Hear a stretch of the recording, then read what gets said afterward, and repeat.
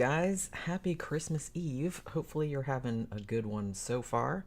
Mine's been pretty low-key. We slept late, had some butter chicken. That's about it. I'm kind of getting in the spirit, though. I got me some, got a little double mocha cappuccino there with some little candy cane sticking out of it. So, that's kind of Christmassy, I guess. Might break out the booze a little bit later, but it's kind of early now. So, yeah. So just as I promised, I was going to do one more Christmas horror movie before actual Christmas Day. Now, this one was recommended by Danny, and it's actually on Shudder as of this stream, which is, obviously Christmas Eve 2023. So if you want to check it out, it's over there. So this is another Killer Santa movie. Now, obviously, Killer Santa movies, kind of a dime a dozen, really. There's a whole bunch of them. Matter of fact, I just talked about a new one, like from 2022, just a couple of days ago, which was called Christmas Bloody Christmas, directed by Joe Begos, which is actually pretty good. That's also on Shudder if you want to check that out. But the one we're talking about today, from 1980, To All a Goodnight. This actually has a few things that distinguish it from all the other ones, right? So for one thing, this is kind of an interesting bit of trivia. It was actually not only the first slasher movie released in the 1980s. It actually got, I believe, a limited theatrical release in January of 1980. Obviously, it was supposed to come out before Christmas, but there was conflicts with the production company. It didn't work out, so it came out in January. But so it was the first slasher movie that released in the 80s, and it was also, in fact, the first horror movie released in the 1980s, full stop. I will say that shortly after it was released, it seemed to fall into obscurity pretty quickly. I don't even think it got a VHS release until 1983, so several years later. It was also, as far as I'm aware, the sole director's credit of actor and musician David Hess, who horror fans will obviously know best as Krug from Wes Craven's Last House on the Left from 1972. Hey Dave, what's going on? Yeah, Merry Christmas to you. I'm just sitting here having a cappuccino with peppermint stick in it, and talking about a Christmas slasher movie, as one does. So yeah, so Krug himself directed this movie. I feel like he was better known as an actor, but I think this was his only, and a musician too. But I think this was the only movie that he ever directed. There's also a bunch of other fun trivia about this, which is a little bit more obscure, but I found this entertaining anyway. Now, how about this? This movie was also actually one of only a few screenwriting credits by a dude named Alex Rebar, who also played the title character in the awful, yet somehow still awesome, 1977 movie, The Incredible Melting Man, which was on MST, and it's a really good episode. Like, it's a ridiculous movie, though. I don't really know what it's baffling. Just seriously watch it. This movie also has a main character who's played by someone, and it kept bugging me the whole time, and then finally I had to look it up, who's played by Jennifer Runyon. She actually had a small part in Ghostbusters from 1984. She was one of the, like at the very beginning when Bill Murray has those two students that he's like, given the Zener cards or whatever, like trying to test if they're psychic. And he's like, keeps shocking the guy, but like the cute girl, he's just like, oh my God, you keep guessing them right, but obviously she's guessing them wrong. That's her. That's Jennifer Runyon. So she has like a main part in this one. So I thought that was kind of funny because I was like, oh yeah, the girl from Ghostbusters. She also had a leading role on the first season of Charles in Charge. That's 80s sitcom with Scott Baio. So there's that too. Oh, and if all of that wasn't enough, I found this quite fascinating. If you're really paying attention, you might spot porn star Harry Reams, who was in Deep Throat and he was in The Devil and Miss Jones, kind of the two big, other than, I guess, Behind the Green Door or whatever the hell. But those were kind of the two of like the golden age of porn, like back in the 70s. So yeah, so he's in this, but he's credited as Dan Stryker. And he's only in it for like a couple of minutes. He plays like this tiny part as like an airplane pilot who eventually gets chopped up by a propeller. So there's that, but he's definitely in it. So after all of that, after this litany of fascinating facts about this movie, is this any good? Is it like a lost Christmas horror gem or something?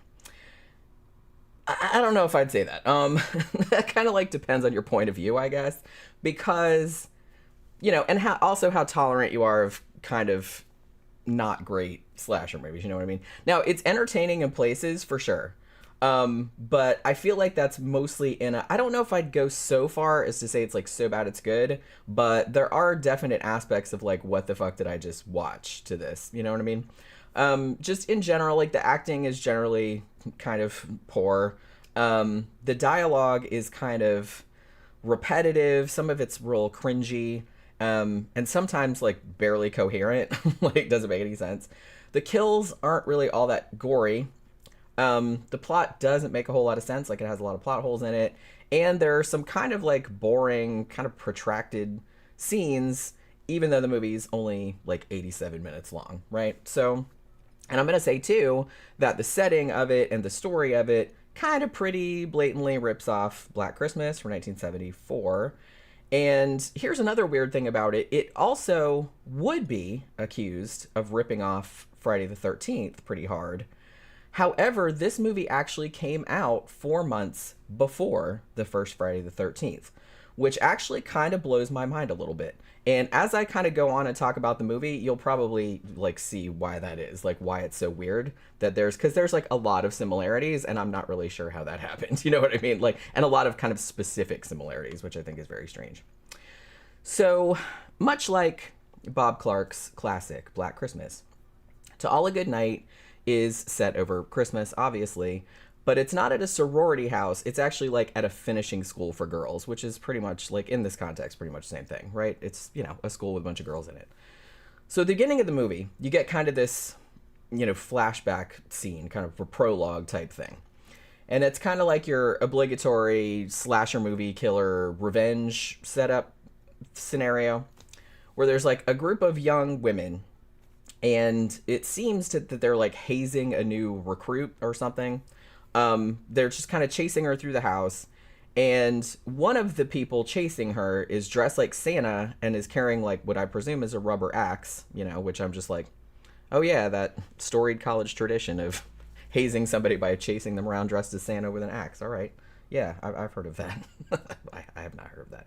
But yeah, so that's going on. But as it happens, there's a terrible accident, and the new girl kind of stumbles over this railing, which causes a very, very obvious dummy to kind of flop bonelessly to the floor a couple of stories below.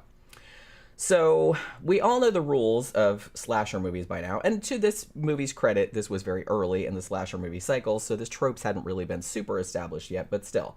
By now, everybody knows, okay, well, they showed us this, so that means that either that girl didn't die and she's going to end up being the killer, or it's going to be like somebody possessed by her ghost or some shit like that, or it's going to be a friend or relative of this girl taking revenge against these careless bitches who caused her death, right? I mean, that's just how slashers work. Everybody knows that. So the movie jumps ahead 2 years then. And most of the students are going home for the holidays, as they would, except for kind of a handful of young women who have chosen to stay behind. Oh, thank you so much, Dave. That's awesome. That's awesome. A little surprise, something. Aw, we love you too. We love you too. Thank you so much. That's awesome. I hope you have a really good Christmas. I think we're going to have a really good Christmas. Man, Tom's cooking some stuff and it smells really good. I'm not sure what it is exactly. It kind of smells like bread, but I don't know. But yeah, I'm going to find out later.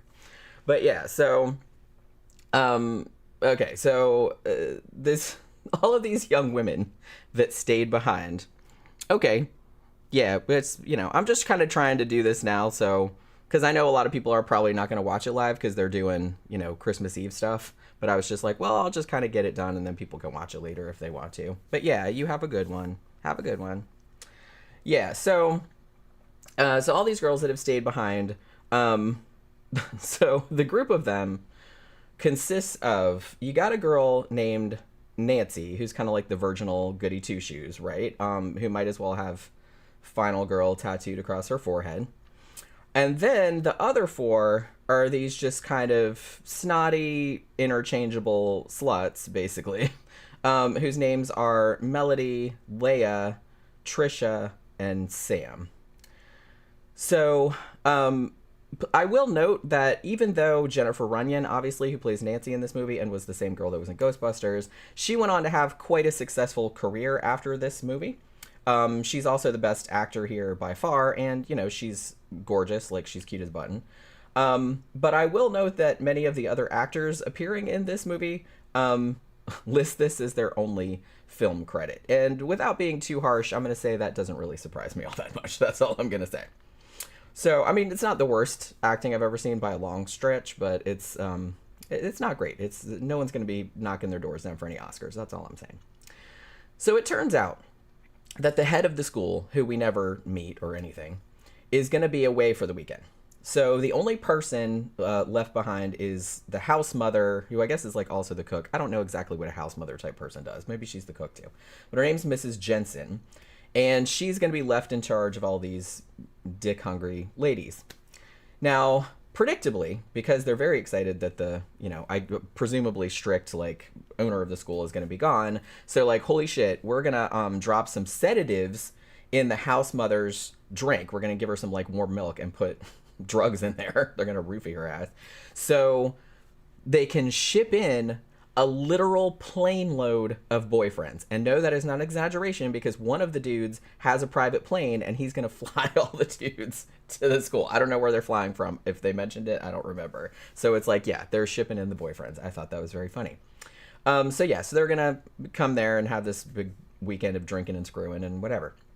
So the promiscuity pack there, they eventually persuade Nancy, the goody two-shoes girl, you should be the one to give Mrs. Jensen the drugs because you're the only one of us that she will not suspect of any shenanigans, which, to be fair, that's probably true. Now, before they put this little plan into motion, there's this kind of dinner scene. There's a nice looking stew and some cherry pie and shit like that. And you get your standard issue creepy groundskeeper character who is introduced here. Now, the character's name probably should be like Red Herring McGee or something like that, but his name is actually Ralph, and he spouts pretty much the same like portents of doom that Crazy Ralph does in Friday the 13th, like you're all gonna die, like that kind of shit. And it's like that similarity was like, I was like, wow, that is like really specific. And so like it made me wonder if, I don't know, is there some kind of like indie film espionage going on? This isn't the only similarity, but this was the first one that really struck me, and I was kind of like, what the hell? That's crazy. Like, his name's also Ralph? I'm like, you gotta be kidding. And he's saying like pretty much the same stuff, you're all doomed. It's that kind of shit. I don't think he said exactly that, but it was similar, you know what I mean? So I thought that was crazy. So this dude, Ralph, not Crazy Ralph from Friday the 13th, but To All a Goodnight Ralph, he is like so over the top creepy and skeezy and like acts so inappropriately toward the girls and toward Nancy in particular that you can pretty much be 1000% sure that he is not the killer, because again, we all know how slashers work. Now, in the kitchen after dinner, an Italian woman whose relationship to the other characters is never established shows up, like picks at the girls' leftovers, like it start eating stuff off their plates, like complains to Mrs. Jensen and Ralph that she's gonna need a bypass, and she's like, oh, I'm dying, blah blah blah, like she's all kvetching and stuff. And then she gives them a bunch of cannoli like wrapped in tinfoil. This woman is never seen again and is never mentioned again, and I have no idea who the fuck she is and what she has to do with the plot. I don't know if she was just somebody's relative or she like gave some money for the movie and she's just like, I just want to be in it for a scene and stuff. It's never explained. I don't know if they were trying to set it up as she was like another possible killer, but it's so clear that she's not the killer that I don't really know why it was in there. But it was just, I was like, that was a weird little scene that really didn't need to be in there. But yeah, I was just like, cannoli sounds good. That was pretty much all I got out of that scene. It was like, yeah, I'd really like some cannoli right now. Thank you very much. So while all of that is going on over here, over there is a sixth young woman named Cynthia, who isn't even in the movie long enough to like have a Wikipedia credit. So I don't even know what the actress's name is. So she gets naked in front of her bedroom window because she's, getting ready to get dressed to go out and meet her boyfriend, Paul, who's like outside on the school grounds. Outside though, Paul gets stabbed by a killer Santa before she can come out. And then as soon as Cynthia walks out the house, like she walks out the driveway or something, I mean, Santa pretty much walks up to her and just like fucking shanks her as well, like just stabs her in the heart or something. Now, as far as I can remember, neither Cynthia nor Paul is mentioned again either. And I don't even remember if their bodies turned up later. Because, you know, that's another trope in slashers. Like, somebody, the last person goes around finding all the bodies of, like, their dead friends. Oh, my God. Oh, my God. Oh, my God. So that does kind of happen in this. But I don't even think those people's bodies turned up. So I'm like, well, okay. I guess nobody likes Cynthia and Paul all that much. So then you have, like... So Mrs. Jensen, you know, retires to her room for the evening. And they give her the drugged milk. Now, after that, the girls... They grab a bunch of flashlights and go outside at what is supposed to be midnight, but is very clearly late afternoon, okay? It's clearly daytime. I was like, you didn't even have a filter or nothing? I was like, okay. Because, like, I don't know why they had other scenes that were shot at night. I don't know why they didn't just shoot that, like, 2-second scene at night. I don't know. It's crazy, but it was clearly the daytime. So they go out there to meet this plane that's transporting their... you know, penis providing life forms for the weekend. So here they come. Now, one kind of amusing gag, which may or may not have been intentional, I kind of hope it was, is that Harry Reams, you know, the porn star, he plays the only guy in the movie he's the pilot. So he has to, like, stay behind with the plane and he doesn't get laid. So he's the only one that gets laid. And I was like, oh, har, I see that's pretty funny. I don't know what they did on purpose, but I hope they did because it's pretty funny. So all the guys that arrive are pretty much just as annoying and just as interchangeable as the girls are. So much so that I couldn't remember which one was which. And then, like, when I looked at the Wikipedia page and I was looking at everyone's names, I'm like, wait, which one was that? I don't even remember that guy at all, but yeah. So there was this one guy whose name was either Tom or Blake. I think it was Tom, maybe. And he's supposed to be the funny one, because there's always one in one slasher movie where he's like, oh, he's the funny one. He's always doing pranks and stuff. And it's just like, he's the one that you're like, please kill him first. Oh my God. But yeah, so he was wearing this kind of goofy shirt. And I think the only other thing that makes him be the funny one is that the other characters say he's the funny one. And then at one point he talks like Dracula for a minute, like for no reason though. I think it was supposed to be Dracula. I'm not really sure who he was supposed to be talking like, but he just kind of slowed down and like had a weird accent. I'm just like, okay, I didn't really know what that was, but yeah, so he's funny. Thankfully though, he gets offed pretty quickly, pretty early in the movie. Santa actually bashes his face in with a rock, so that was good. So I didn't have to like put up with his jokes, as if you want to call them that, you know what I mean? So yeah. Hey, Tammy, what's going on? Hope you're having a good Christmas Eve. So, there's also this kind of buff douchebag named TJ. And he seems to be kind of the leader, or whatever you want to call it. And he brought an acoustic guitar along with him. And sits there in front of the fire and just sings a couple of these horribly, horribly off-key folk songs that... made me want to run him over with a VW hippie bus repeatedly. So there was that. Out of this group, like, the only sort of likable man is this kind of nerdy virgin named Alex, who all he talks about is, like, math and nerd stuff until he gets a pity fuck from one of the girls, Melody. And then after that, he starts talking about sports and chasing Nancy around while acting like Quasimodo, King Kong. I couldn't figure out, like, I was like, is he supposed to be a gorilla or what is he doing? It's like, that's what I mean. It's like, that's what I was saying about how some of the stuff in here, like some of the dialogue and stuff, like I wasn't really sure what they were going for. Like when he was chasing Nancy around, I'm like, what are you supposed to be? It's like, I don't understand what you're doing. I thought Quasimodo. That was the first thing that popped in my head, but I was like, that's so random. That can't be right. But yeah, so I don't know. That whole fucking thing was so weird. So anyway, Trisha, the girl whose only distinction is that she's British, because she's also kind of slutty like all the other ones, and, you know, so she's British, and that's about it.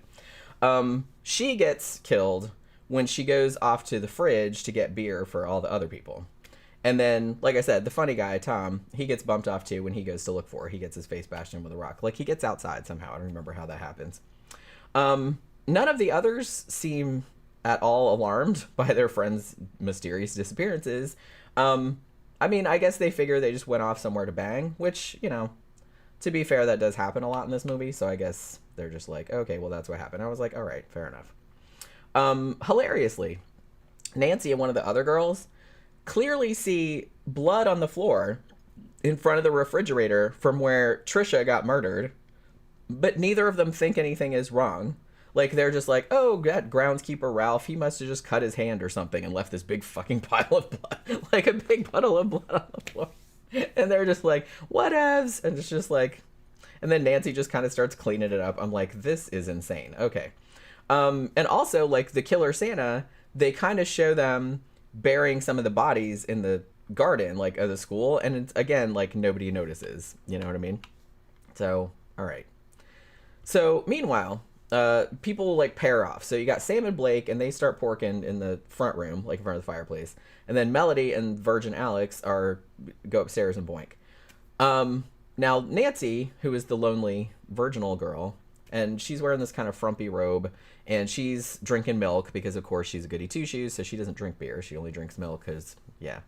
And she's she's drinking milk, and she's very wistfully, like, watching Sam and Blake fucking, like, through the window. Like, she's outside, and she's, like, watching them through the window, and I'm like, that's a little weird. Okay. But then, like, after she turns away, the killer Santa, who is actually not a killer Santa now, because now they're wearing a medieval suit of armor for, you know, why not? I don't know how they put that on by themselves, but okay. So actually the killer medieval knight shoots Blake through the mouth with a crossbow, which is kind of similar to something that happens in Friday the 13th too, and then cuts Sam's head off with a sword or with an axe. I can't remember, because it was like using an axe later, but I don't remember if he maybe had a sword that went with the whole knight ensemble. But I was just kind of like, how did they get in that knight outfit? I don't know, weird. And that's the only time that they're in, like, in a different outfit. Okay, it's like I said, it doesn't make any sense. So the next morning, everybody is still, like, pretty fucking blasé about all the missing people. So they're just, like, eating breakfast and just shooting the shit. Like, whatever, nothing's been the matter. So Nancy goes into the woods for some reason, like, to look for the people. Like, I don't know why they'd be out there, but okay. And then Alex kind of follows her. Like, he seems to have taken, like, yeah, he got a pity fuck from Melody, but he's just like, oh, Nancy's more my speed. You know what I mean? Because they're both kind of nerds. So, while Nancy is, like, running away from Alex's tomfoolery, because, like I said, he was acting like Quasimodo or whatever the fuck he was doing, she accidentally stumbles across Ralph's corpse. Now, Ralph, the creepy groundskeeper, he had actually come into her room through the window the night before to warn her that something evil was going on and that she needed to pray. And she was, like, not alarmed. She was like, what the fuck are you doing in here? Get out, you fucking freak. Or anything like that. She was just like, oh, okay, this is a totally normal thing to happen. And he, like, gives her a Bible and shit like that. So he's like, yeah, something really bad's going. Which, I mean, yeah, okay, fair play. He's right about that. But I was just like, can you, like, not? Can't you just knock on the door like a regular person instead of just, like, climbing in the fucking window? What the hell? So, you know, I know they were trying to, like, set it up like he was the killer, but you know what I mean? You know he's not the killer because it's too much. Just, you know, reel it in a little bit if you're trying to do some red herring shit. So Ralph got murdered. So I guess he should have taken his own advice about praying, because God sure as fuck didn't save his creepy ass, did he? So they call the cops, obviously. Finally, someone does something. So the cops come out to the house, or like one cop comes out to the house, and then later on there's a couple cops. So several of the surviving teenagers, I guess they're supposed to be teenagers, they kind of trying to keep their names out of the investigation so they don't get in trouble with their rich parents. Because like I said, this is a finishing school, so these are like all rich people. So the main detective, whose name is Polanski, but with a Y, not like Roman Polanski with an I, but Polanski with a Y. And I don't think he even has a first name. Do they even say what his first name is? I don't think they do. I mean, he just seems like really appalled by these kids' callousness, which, you know, he's like, a man has been murdered and blah, blah, blah. And then, like, but TJ is all, but my reputation, though. You know what I mean? It was that kind of shit. So then Polanski gives this really weird speech about how Ralph had a pretty extensive criminal record, like assault with a deadly weapon and stuff like that. I'm like, and he was working at a girls' school? Like, do you guys not check people's references, or what the fuck is going on? You know, and oh, maybe that contributed to his death. Maybe he was trying to, like, make them not be afraid because he's like, oh, well, he was a criminal, so he probably just got bumped off because of his criminal activities. But I'm like, not really sure that makes me feel any better. So yeah. But the weirdest thing about this monologue is that Polanski delivers it as he's staring very unsettlingly at Nancy, and he has like his hand cupped under her chin, like for an uncomfortably long time. So he just like has it like that. He's just like talking, and no one says boo about it. It's just like so fucking strange. So he then like tells the gang, he's like, okay, well, I'm gonna have 2 police officers out here, and they're gonna be watching the house around the clock until we catch the murderer, right? But, you know, probably nothing to worry about. So here's the thing. So even though Ralph has obviously been murdered, and also a bunch of these lunkheads' friends have been missing for what, like 12 hours now at least, TJ is sitting there trying to argue, oh, we don't have a single thing to be concerned about, and just gets all over Nancy and Alex's case for, well, you know, you guys are worrying about nothing.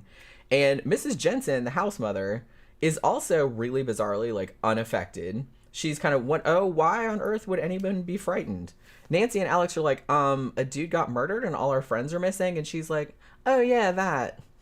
Well, I'm sure everything will work out. You know what I mean? She's like all chipper, going back to making the food. What? And I'm just like, wow, this is like so fucking weird.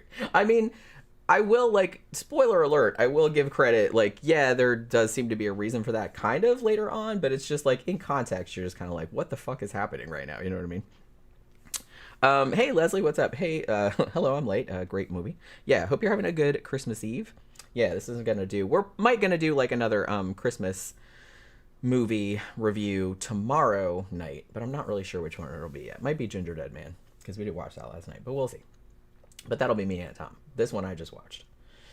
So after that point, so there's a whole bunch of kind of repeated and sort of pointless discussions where the various factions of people argue about whether they're actually in danger or not. Do you think we're in danger? Well, why do you think we're in danger? They say in danger like a lot. And in the middle of all that, Leia, one of the girls, she seduces like one of the lumpy middle-aged cops that was sent out to protect them and bangs him in her room, while her nominal boyfriend, TJ, gets upset about it for about a second, but then he hones in on Melody and her, you know, admittedly larger breasts, okay? So there's that. So he's just like, fuck her. Now, the second cop, who is patrolling outside, gets axed by the killer Santa. I mean, he basically walks up to the person in the Santa suit and is like, why are you wearing that ridiculous getup? Oh, you know what I mean? Like the Santa like had an axe over their shoulder. And the cop's just like, hey, what are you doing? Oh, okay, you're axing me to death. I see. All right, so there's that. And then Leia, after she boinks the cop, she goes to take like a post-coital shower or whatever. And then she finds Sam's severed head like stuck upside down on the shower head. You know what I mean? And I was like, oh, okay, that's kind of funny. So maybe that porn star thing was on purpose. Because they're like, hey, we're going to put the head on the shower head. And I was like, all right, I see what you did there, movie. That was kind of funny. So you got like fraternizing with the witness cop also gets stabbed in the back when he like comes into the bathroom, like because he hears Leia screaming because she saw the head, you know what I mean? And he comes in and then the Santa like stabs him in the back. And then the killer Santa like kind of approaches naked ass Leia, but then like we cut away before we see what happened to her, right? So at this point, TJ and Melody have gone outside to make out for absolutely no reason. Oh, it's like we need some fresh air. I'm like, open a window, okay? You know what I mean? I don't know. So they go outside, and even though specifically the cop said don't go outside. I mean, both the cops are dead, but they don't know that. So TJ actually gets killed by the killer Santa, who's kind of perched on the tree branch over them and like has like a wire thing and like tries to pull his head off or whatever. Now Melody gets away while TJ is getting killed, and she makes it back to the house. And then her, Alex, and Nancy are kind of like tearing through all the rooms, freaking out. And then they find the dead cop, and then they find Sam's head. So, you know, so that's obviously really upsetting. Now they also find Leia, who's still alive, but it kind of looks like she's suffered some psychotic break or something, because it looks like she had her makeup and wardrobe inspired by the Linda's demon form from the Evil Dead. You know what I mean? Like, is that white dress and like the weird makeup and everything? It looks kind of like that. And she's kind of like dancing around humming like a weirdo. So yeah, so I guess she's had some kind of dissociation or something like that. So at this point, you have like the final battle between the killer Santa and the survivors. So you got Alex and Nancy fighting the killer in the house, and then Melody like runs off to the airstrip to wake up Porn Pilot to fly them out of there, right? Now somehow the killer Santa is also in the cockpit of the plane, though. It turns on the propeller like right in time to like chop up Melody and Porn Pilot. Although at first I have to say the way it's edited, I wasn't sure if both of them got killed because all we see, like they cut away and all we see is like a few red chunks like hitting the plane's fuselage. You know what I mean? So I was just kind of like, wait, did it just get Porn Pilot or to get Melody too or whatever? But yeah, I guess they're both dead. But they both just like were chunks. Now back at the house, the killer is revealed to be, spoiler alert, Mrs. Jensen, who it turns out is the mom of the girl who was accidentally killed 2 years ago by falling over the railing. Yes, this movie did the mother taking revenge for the death of her kid thing before Friday the 13th, you know? So she's like, Mrs. Jensen was like the proto Mrs. Voorhees. There you go. Now, Mrs. Jensen seems particularly keen to kill Nancy, even though Nancy says that she only started at the school last year and didn't even know this psycho's daughter, right? Mrs. Jensen says, no, you drugged her, which I don't know. She didn't look like she was drugged. I don't know what that had to do with anything, but you know. And I guess that's meant to be a reference to Nancy drugging Mrs. Jensen's milk, like at the beginning of the movie. And it should be noted too, like when that was happening, like when they asked her, they're like, well, you have to spike Mrs. Jensen's milk because you'll be the only person she doesn't suspect. Nancy says, why do I always have to do your dirty work? Thank you very much, Aaron. Merry, Merry Christmas. Hope you have a great day, Jenny. Thank you very much. Love the cookbook. Very funny reading the descriptions. Yeah, we had a lot of fun doing that cookbook. I basically like recorded Tom talking and then like put it into text form. You know what I mean? Kind of finagled it a little bit, but yeah. But thank you so much. I hope you guys have a really Merry Christmas. But yes, we're getting all the super chats today. It's like, it's really awesome. Happy holidays. So yeah.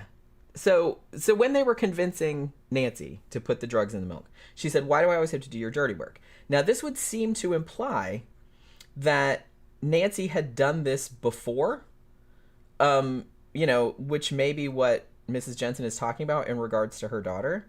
So I'm like, so is Nancy lying about only being at the school for 1 year? Or is Mrs. Jensen just delusional or what? I mean, Mrs. Jensen is the house mother. So you would think that she would know if Nancy had been at the school when her daughter died. But on the other hand, Nancy is not portrayed as a type of character who would lie. So I'm really just confused as to what the fuck is going on here. And I couldn't really see, you know, the scene at the beginning where they show the girl falling off the railing. I couldn't really see if Nancy was one of those girls who had been there when she fell over the railing. And to be honest, the scene happened so quick that I didn't really recognize any of the girls there as being the same girls that got murdered in this movie. So I'm like, okay, well, if that was just like a bunch of random girls, now you're just like killing, like, and okay, so if Mrs. Jensen was specifically taking revenge on the girls who were responsible for the death of her daughter, which would make sense, right? Why did she also kill the guys, for one thing? Why did she wait 2 years to do it instead of just doing it like immediately? You know what I mean? And why did she leave Leia alive? That was another thing too. So the whole thing just kind of made no sense to me because I'm just sitting there thinking, but wait, I don't even think any of these girls are the same girls. Like, they don't look like the same girls. I don't know. Maybe they were, and I just couldn't. But like I said, it happened so quick, and it was just like a bunch of faces and a bunch of people, and you couldn't really see, and they didn't look like the same people. And I was just like, that doesn't make any sense to me at all.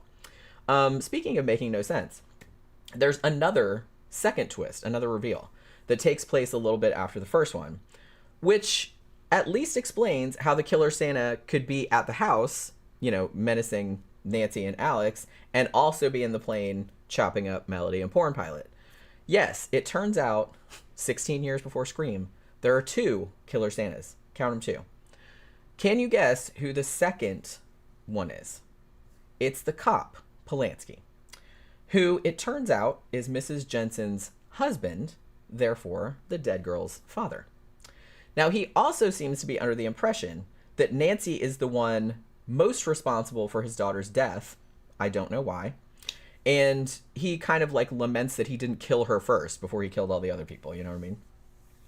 So Mrs. Jensen eventually gets some kind of poetic justice when Nancy kind of accidentally on purpose sort of throws her over the same railing where her daughter got thrown over. Which I'm like, it's a little bit ice cold there, Nancy, but okay. And then it looks like Polanski is going to kill Nancy, but then Alex like takes him out with the crossbow from earlier that Santa used to kill one of the others. So Nancy and Alex then run away from the house, leaving Leia there, like all alone, like just dancing around and humming in her white dress or whatever. It almost seemed like they were trying to set up a sequel where she was going to be the killer, but I don't know if that's the case, because otherwise, why would they leave her there? You know what I mean? It's like, hey, we got to go back for Leia. Nah, fuck her. You know what I mean? They just kind of left. She's crazy. It's like, we're not taking her with us. She'll just slow us down. Whatever. So, yeah. So it's not a great film by any means. So I'm going to say, like, most of the actors and the characters they play are kind of insufferable.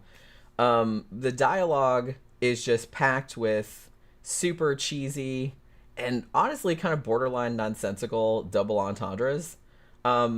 And there were also a couple of instances of incorrect word usage, which I thought was very strange. Like there was one, I wish I could remember the other one, but I know that at some point somebody used the word staunch in a way that was not the correct way to use that word. Like they meant another word, but they used that one, and I was just like, somebody needed a thesaurus or a dictionary or something like that. But I can't remember what the other one was, but the other one, and it was the nerd character that said it. He said some word, and I was like, that's not the word that you wanted to use there. That's not right. So, yeah, so that was, like, very, very weird.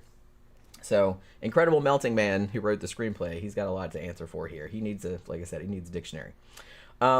Yeah, and I like the twist, at least you figuring out that Mrs. Jensen was the first Santa. I didn't figure out that there was a second Santa and that it was Polanski, but I did figure out that Mrs. Jensen was the killer probably. So it was like fairly predictable, which like I said, it's a slasher. Most people can figure out how they go. You know, so I will note too that the version that I watched on Shudder has clearly been cleaned up. It actually looks pretty good. But I heard when I was researching the movie, that earlier versions of it were like so muddy that you couldn't even see some of the scenes. So it has been like restored, but it's still not great. Like the cinematography and like, you know, the lighting and stuff isn't all that great. The special effects are not that fantastic, especially like I said, the very, very obvious dummy at the beginning. It's like falling over the railing. And there's a couple of like really laughably obvious day for night shots, which like I said, there were night shots. They did shoot some stuff at night. So I don't know why they had a couple of shots in there that were supposed to be nighttime, but were obviously afternoon. You know what I mean? It just seemed like a really easy thing that you could have remedied, but you know what I mean? And I'm going to say it is pretty apparent that this movie was shot in 10 days on, I believe, a $70,000 budget or $75,000 budget, something like that. So a very, very low budget. You know, and on top of that, the movie obviously takes some very conspicuous, cues from Black Christmas, but doesn't really have the same like wit or intelligence or suspense or great characterization that Black Christmas has, you know what I mean? And I'm going to say, and this isn't the filmmaker's fault, but the original poster art, which is what I put on the thumbnail, is kind of lame. It doesn't really have anything to do with the movie. It's not Christmassy at all, and I don't really know if they designed it afterward because they knew it wasn't coming out at Christmas time.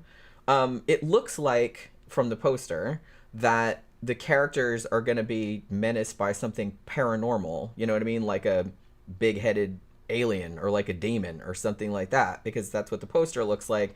It doesn't have any Christmas cues on it. I mean, this is a killer Santa movie. There's 2 killer Santas. It's Santas. It's not paranormal or nothing. It's just like a slasher movie, and it's a Santa killer. So I don't know why they didn't. The poster isn't Christmassy at all. Like I said, that's not the filmmaker's thing, because that's usually like another department that does that kind of stuff. All that said, though, this is still a pretty fun holiday slasher. It's just a very serviceable. Like, you know what I mean? It's just kind of, I've seen worse slashers. I've seen obviously like way better ones. This one's just kind of on the low to middling end. You know what I mean? It's not all that bloody. Like I said, there's not a lot of gore or anything like that. It does have a high body count though. I think 15 people get killed in this, which is quite good for a slasher. It does have some nudity if you're into that. Not a fuck ton, but it does have some. And I'm going to say that some of the stuff that happens in it is like so baffling that it sort of becomes entertaining in spite of itself, because you're sitting there going, well, that was a choice. You're just like wondering like why that happened. You know what I mean? So I'm going to say like it's not some big like hidden holiday gem or something like that. But, you know, if you happen to be in the mood for some good old fashioned 80s Christmas slashing, you know, there's worse ones out there. This one's pretty good. And like I said, it does have some interesting trivia about it that, you know, kind of distinguishes it some. I would recommend, though, getting good and drunk first and maybe like MSTing the shit out of it, like for maximum enjoyment, because that's kind of, I wasn't drunk when I watched it, but I was riffing on it the whole time, and like, and that does like make it a lot better, because some of the stuff in there, like some of the stuff the characters say and like some of the way that they act and stuff like that, I'm like, why, what is happening right now? It's just like, it was so weird. But it's like, yeah. So like I said, I think Danny recommended this, so thank you very much for the recommendation. I probably would have got around to this eventually, but you know, it's good that I kind of got to it now, because I was kind of curious to see it, because I really like David Hess, like as an actor, and I had heard that he had directed a movie, but I had never seen it before. But yeah, so like I said, it's not great, but it's still like pretty fun, you know what I mean? Yeah, Danny said this film's super underrated for a Christmas flick. Yeah, it's one that doesn't really get a lot of attention. And like I said, I didn't love it, but I've seen like way worse ones, you know what I mean? And I was interested to see it because of David Hess, because I really, really like him. But yeah, so hopefully you guys have a good rest of your Christmas Eve and have a good Christmas morning tomorrow. Like I said, me and Tom are probably going to do a Christmas movie review tomorrow night at 7:30 like we normally would. I'm not sure which movie. It might be Ginger Dead Man, because we did watch that last night. So we might talk about that. Or I don't know, or we might watch something else tonight. We'll see how it goes. Because there's still a lot of Christmas horror that we haven't seen yet. So, but yeah, so have a good holiday, you guys. Thanks for dropping by today and listening to me talk about some Christmas horror movies. And thank you for your super chats. And I will see you guys again tomorrow night. Merry Christmas.